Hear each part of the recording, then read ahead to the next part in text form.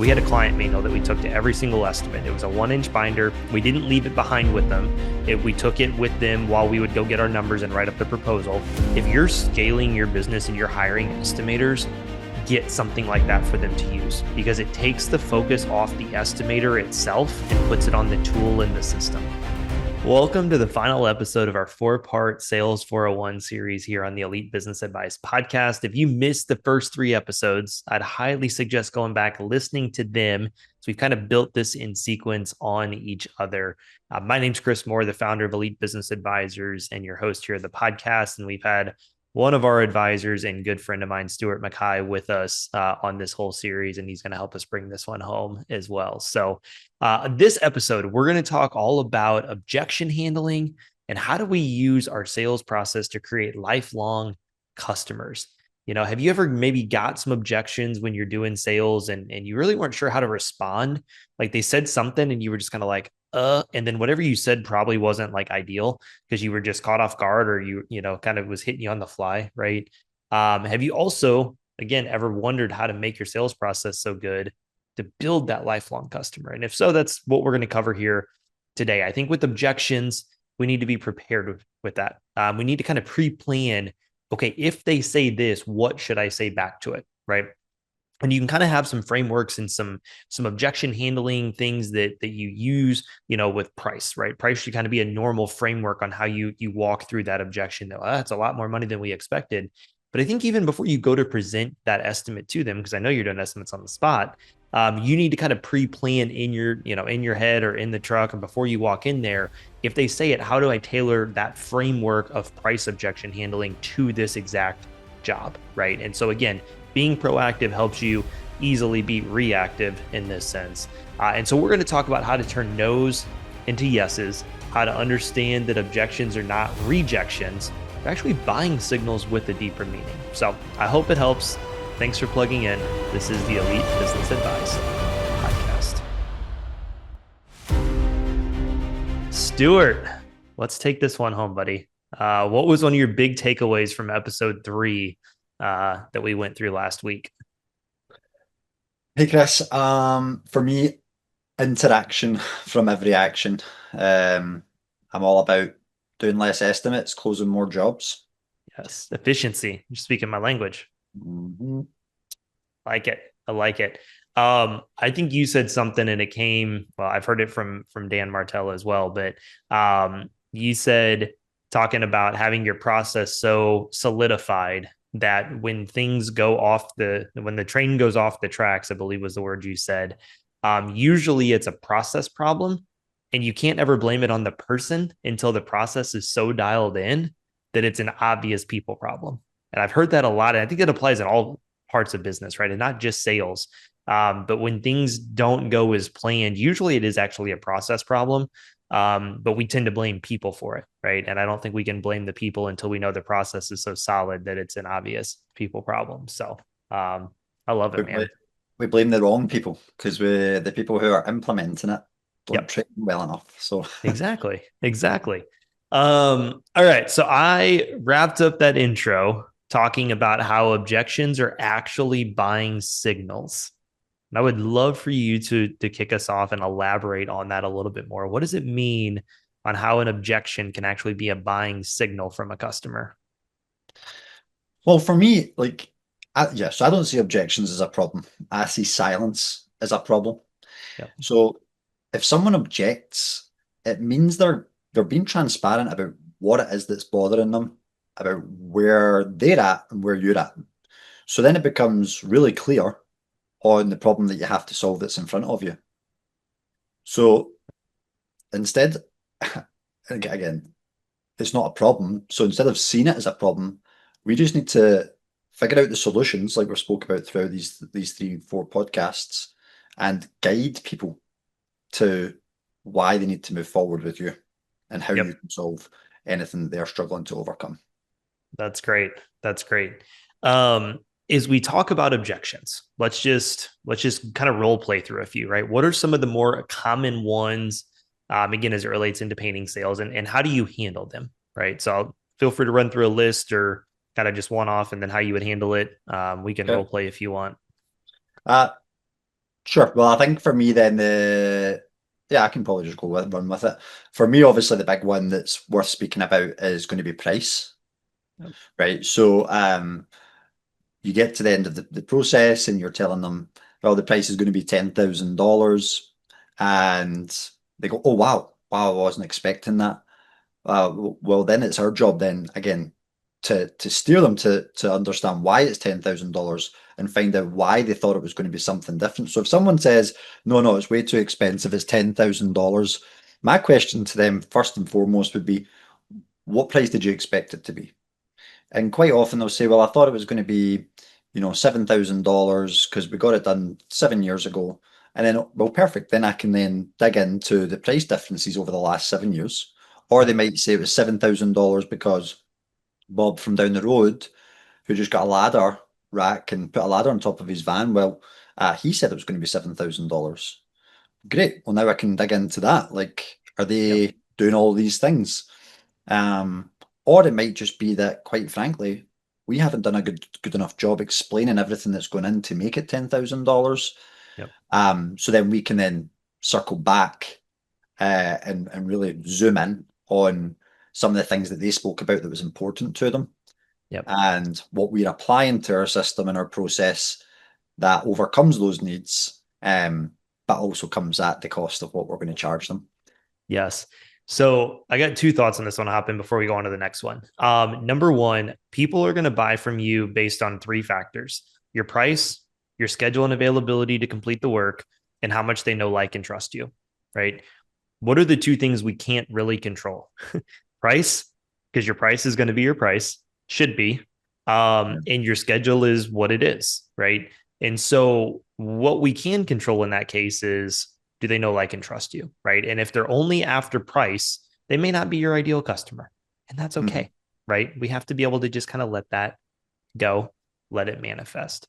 Um, Another thing you mentioned is, when we talk about this being buying signals, like, we should be looking for these repeatable patterns, right? If you're constantly getting the price objection, like almost every single time, then what you said is, we're not doing a good enough job in building the value from the moment they call us to set up a quote until you're giving them that $10,000 price. And so don't use this again as rejection. I love that line that we said. I think you typed it up. I just verbalized it, so I can't take credit for it. But we can't take it as rejection, because we have to look at that and say, okay, this is how we can improve so we don't keep getting this price objection, right? And when you get really good at sales, you handle most of your objections leading up to the actual objection in and of itself. Yeah, because you're not going to go like the rejections, like, and another thing for the, and as part of that is that we don't go to a financial advisor and they tell us do X, Y, and Z, and we tell them why that's all wrong and their fees aren't what they should be. Like that's ludicrous. Um, so like it's our job as the professional to help them understand why the price is what it is, if that's what the objection is going to be, and deliver enough value throughout the process. Um, so that by the time it comes to price, you've done a really good job of making it not about price. Yeah, exactly. Exactly. Wait until you see a clip coming out on our social. Because by the time this airs, it came out last week. But it's about somebody going into a restaurant and how that would be if you were buying something in the trades. So Did you uh, just have to go 2 weeks forward and then 1 week back to I figure out? did. It was really hard. My head actually already hurts. So, because I think it's coming out next week, but by the time this comes out, it's going to be last 2 week. weeks. I time travel all the time, Stuart, on this podcast. So, um, it's great. I love it. It made me laugh even when I got the proof back. So, um, what are some other objections? All right. So, price is probably the obvious one, the most Yep. common one. Any other thoughts you have on how you want to handle that one? Or, again, just feel free to hop into the next one. Yeah, no, so for on the price one as well, a couple of things that we spoke about last week is we'll be throughout the process, we'll be asking questions like, is this important to you? As an example, textured ceiling, there's a crack in the ceiling. We can say, hey, there's multiple options. We can caulk that, it's going to cost you around about this, or we can scrape it and retexture the whole thing, it's going to cost you this, or we can skim out the whole ceiling and it's going to cost you this. That's going to give you a really clear idea around the sensitivity of price. So then you can start just drip feeding little things in there. And I mean, again, my unique way is that I'll come straight out and say it like, hey, we all know that prices has increased over the last 5 years. I mean, just go down to the grocery store and we'll realize that. I'll do little things to just kind of take the edge off that price because I know what's coming for us anyway. And for most of our clients as well, I know what's going to come. Yep. And I hear all the time from painters, it's our market. It's not, it's just what it costs to have a good service. Live. And yeah, exactly. Yeah. And have a good service though that people aren't used to. I think the industry's really kind of done a 180 in the last few years in terms of the service and how we're trying to serve people. So there's that one. There's also going to be the scheduling one, like you spoke about. Yep. For me, again, it was week 1 through 3. We kept talking about that first phone call. The schedule, we should already know about the schedule before we get there. Yeah. We shouldn't be waiting until the end and getting an objection around, okay, when can you start? Off 2 months. Well, that doesn't suit me. I need it done in 3 weeks. Yeah. Like that's just really poor planning. And that's again, that comes down to not having a process Yep. to capture the right information. So for me, we overcome that objection. I teach to overcome that objection right at the very start.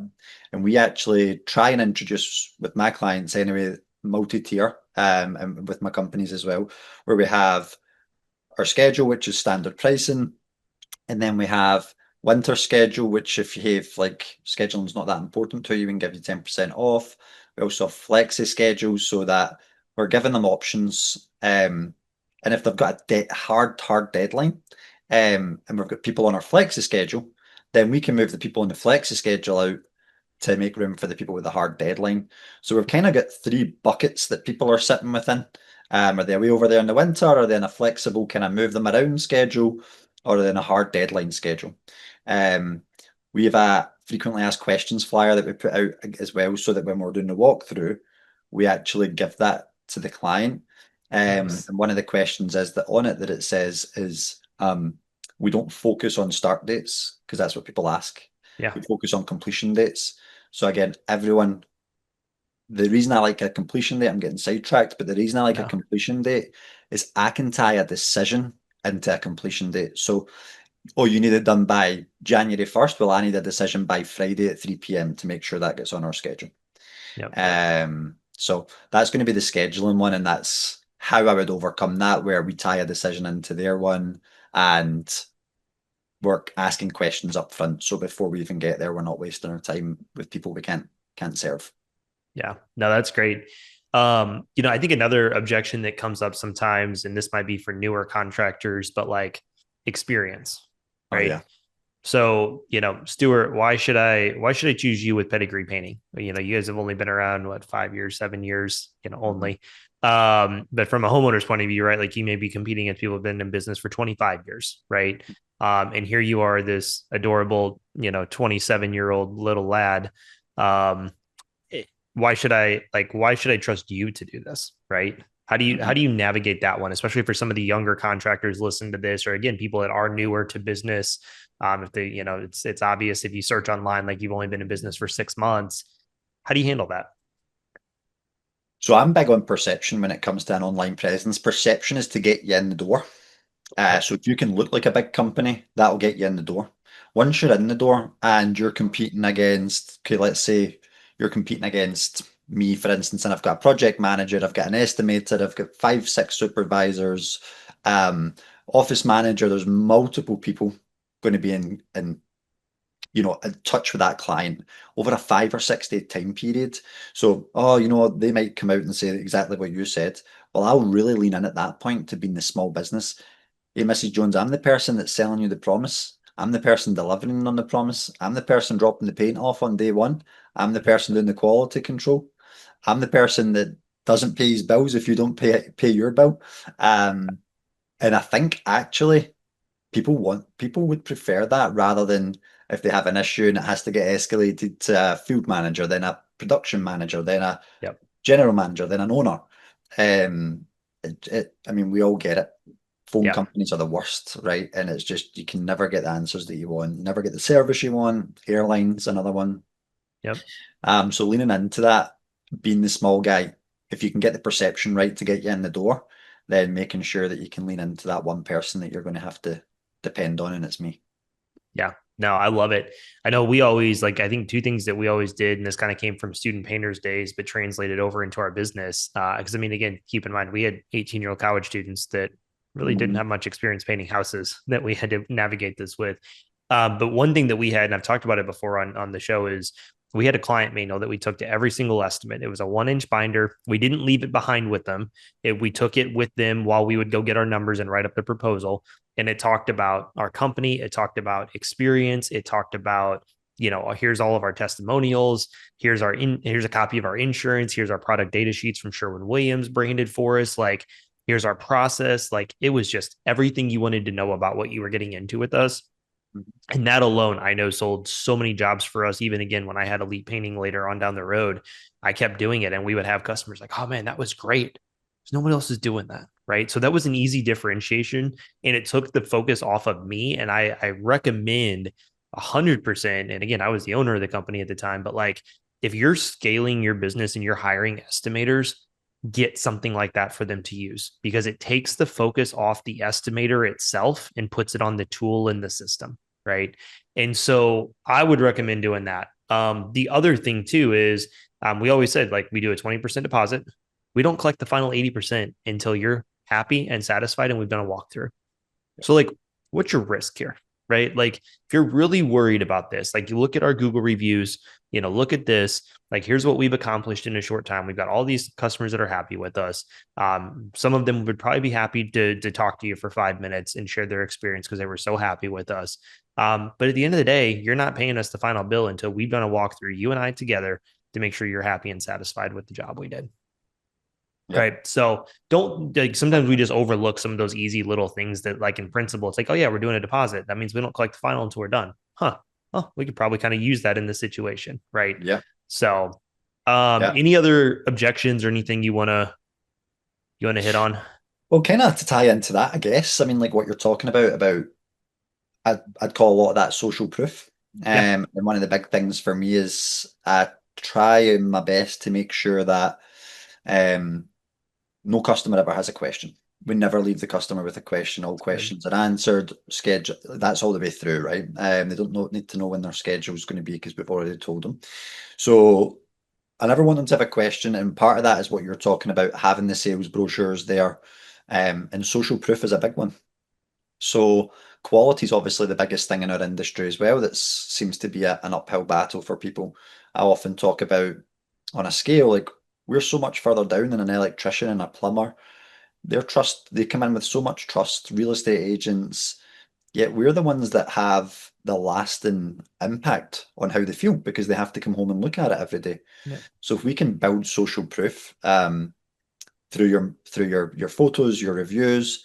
We have a little magazine that's got all the photos of our. You only need five projects, let's say, and five-star reviews, and that's enough. You can build that kind of momentum to say, okay, you want to be like these people and happy customers at the end of it. And then that's doing the selling for you. Whilst again, like you say, you're away doing the estimate and focusing on Yep. what they're supposed to be. So Yep. yeah, I think that's the main things. Quality. What do we cover? Quality, time, schedule, price, Experience, you know, experience. yeah. No, Yeah, I I think mean, I that. think those are the majority ones. I mean, you're typically not going to get, I mean, I guess unless you're trying to use, like, you know, paint from Menards or something, like, you're typically not going to get, like, paint quality objections. Yeah. One, because homeowners typically don't know, but if you're using Sherwin-Williams, Benjamin Moore, PPG, Pittsburgh Paint Group now, like, you typically are going to, um, you know, people are going to recognize those brands and understand there's a premium product behind it. Again, what they may not know is that, like, Sure Scrub isn't actually the greatest product in the world. They don't know that, right? But, like, Yeah. you're not typically going to get the paint objections one. But I think when you're talking about quality, if quality does come up, that's a perfect time to say, hey, we use Duration from Sherwin Williams. It's one of their top of the line interior products that they have.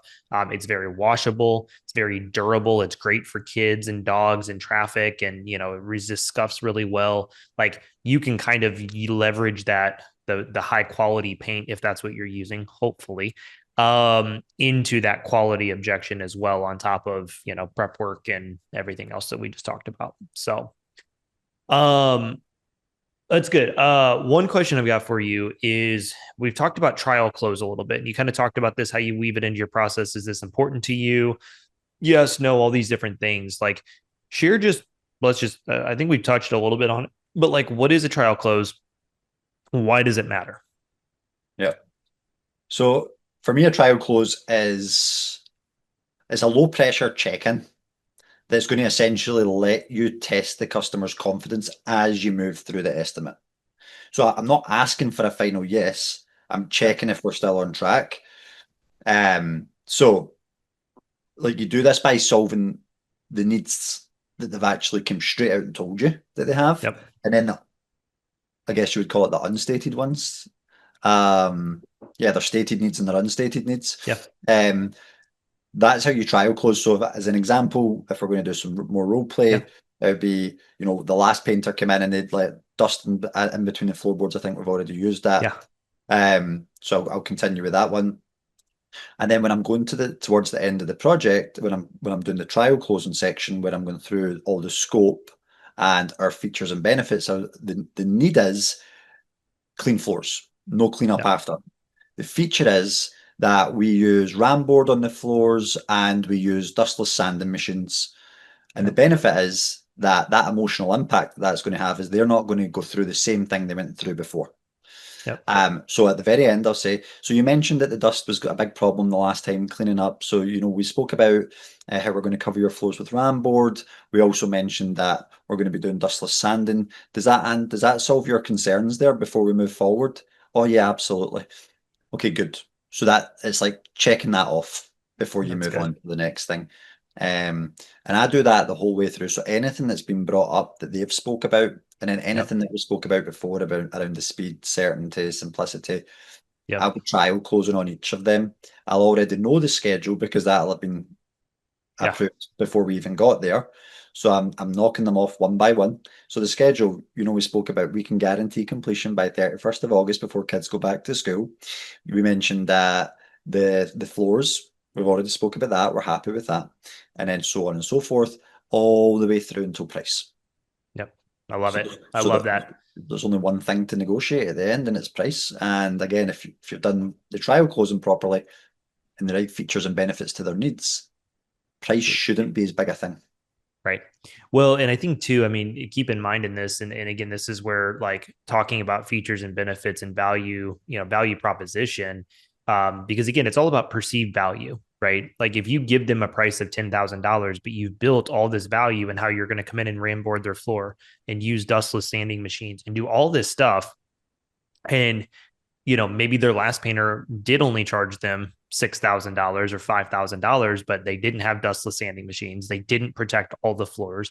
Like they start understanding that there's a cost and a time associated with that, Mhm. that they're probably going to start expecting it to be more than what they paid last time. Right. I think it's a big thing in that too that people kind of forget is we talk about like building the value into your price all throughout the process. Like when you're reiterating these things and you're saying like, hey, here's what our process looks like. We come in, we do all these stuff, we do this, we protect your floors, like, and you're building all this up, especially when previous experience that they're going to benchmark this price against. It doesn't take much to start making them realize like, yeah, this is probably going to be more expensive than it was last time, Yep. right? Especially if it was 7 years ago and you've already talked about inflation and everything else, right? So I think that's huge to keep, using those kind of trial closes, bringing that stuff to light with them, and even saying, like, I used to love saying this. Let me tell you why we're different than most painting companies, because we're going to do X, Y, Z, and this and that, and most companies won't do that, right? That immediately, because we talk about prep being a huge part of the process, right? You can spackle nail holes if you don't sand them right, you don't prime them right, they're going to look like crap, right? So we take a little bit extra time. We make sure it's floated out really good, sanded, feather sanded well, priming over it, and it's going to get the two coats of top coat on top of it. Some companies are going to come in, just spackle it and hope they can paint over it and it looks good, right? So like, let me tell you why we're a little bit different, because we take extra care and detail when it comes to prepping the project. Because if you don't prep it right, doesn't matter how good the top coat is, right? All those little things are going to build on. Yeah, that's why it's $4,000 more than we expected it to be. Just bringing it back to that, help them say yes, help them understand, Yep. and like you said as well earlier about if you keep getting the same objection around price, you're going to notice that you're getting the same objections, or your customers have got the same needs. So I think to go all the way back, first of all, have a really deep dive and look at who you're serving. Who are your customers? For me, it's busy Yes. professionals, really Yep. active grandparents who have held themselves to a certain standard and are either time poor, money rich, or they've got time but they'd rather spend it with their family.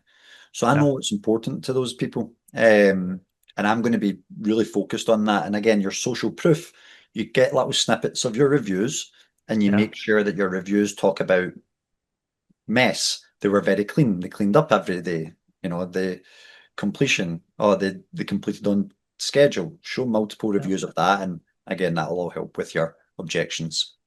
Love it.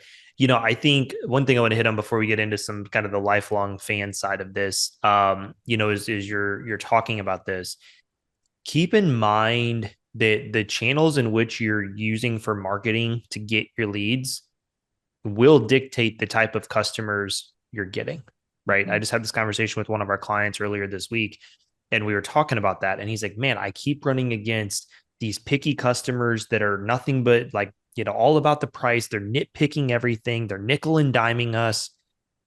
And I just said, I was like, you get about 80% of your leads from Facebook, right? He said, yeah. And I was like, that's what I would expect.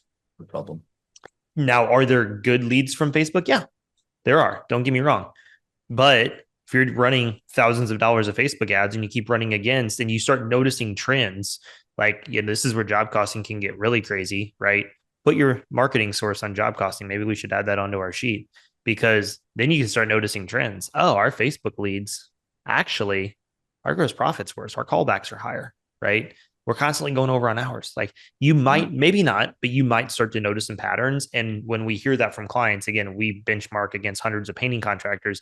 I already knew that the problem was because of the way they're getting their leads, right? So keep that in mind when you're like, if you keep running against and you're like, man, these people just don't see value in it.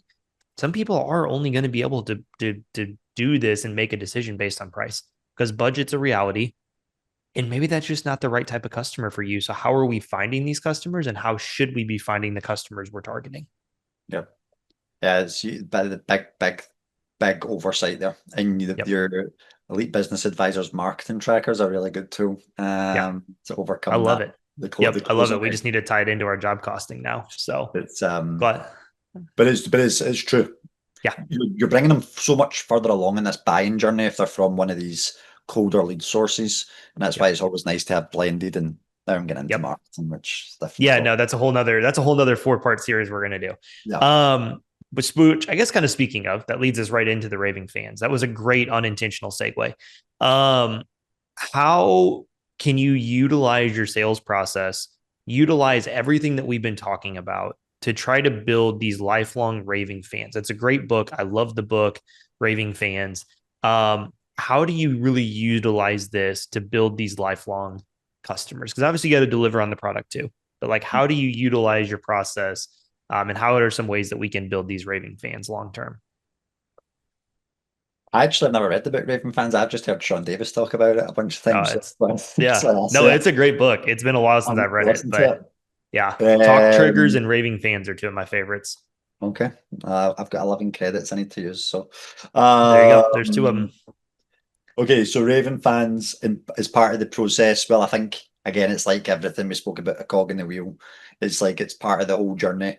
Um, because ultimately what people remember is how it ends, the peak and how it ends. Normally the sales part is the peak because they're really excited, and then they've got how it ends. So those are the two things that are going to create Raven Fans. So through this process, some little things you can do. We spoke about before the call. One of my values is to sweat the small stuff, which we spoke about also being crazy. But the sweating the small stuff is what I feel like sets me apart, because I'm willing to get into the weeds and worry about the small things so that people don't have to.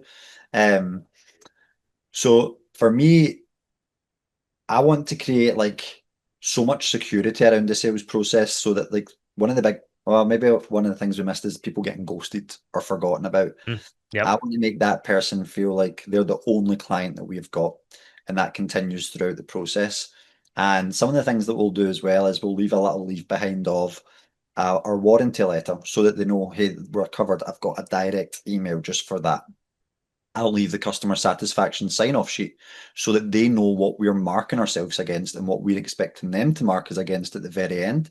Again, building up that level of security. I'm not wanting to overwhelm them or make them anxious at the end of this when I slap them with a satisfaction sign-off sheet. Everything's in preparation to make them feel comfortable. And just making sure that it's, as they're going through this, they just can't believe the service they got compared to the last paint project. I think most or of it, other contractors they've or other called out contractors. for other services. Exactly. That company we just purchased out, I read one of the reviews and I was so happy to read it. She said out of 31 paint contractors, this company was the easiest to work with. Granted, it wasn't when we Yeah. were the owners, but still, it was still a nice thing because it just shows you the lack of intent from a lot of contractors. So much internal focus rather than Yep. external focus. So again, it's for me anyway. For Raven fans, it's sweating the small stuff. It's doing the extra 10% when the project starts, getting up and fixing the light bulb when you're up the ladder, cleaning the cobwebs, doing That's unexpected. no, I love it, man. And like, I mean, two of our core values with elite painting was number one, always do the little things. And it was it was right. Like, hey, trash truck came, take the trash cans up by their garage for them, right?